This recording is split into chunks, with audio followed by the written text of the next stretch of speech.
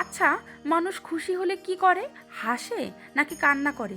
আমি কি করব? আমার কি করা উচিত? আমি তো নিজেই বুঝতে পারছি না। কারণ আজ না আমি ভীষণ খুশি।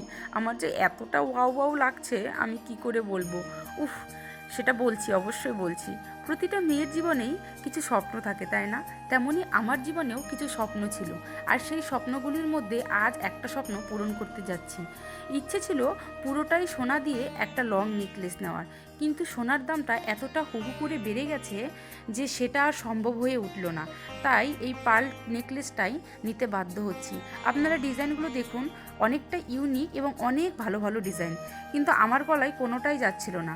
তবে একটা ডিজাইন আমি যখনই দেখলাম, এই যে এটা কিন্তু আমার দারুণ লেগেছে। নিজেকে পরেই কেমন রানী রানী লাগছিল, মানে ফিলিং ওয়াও ওয়াও যেটাকে বলে। যাই হোক, বরমশায় টাকা গুনছে আর আমার দিকে তাকাচ্ছে। এদিকে বোন তো মিচকি মিচকি হাসছে ওর জিজুর দিকে তাকিয়ে, আর একবার আমার দিকে তাকিয়ে। সেই জন্য আমি ওর মুখটা নিয়ে নিলাম ভিডিওতে।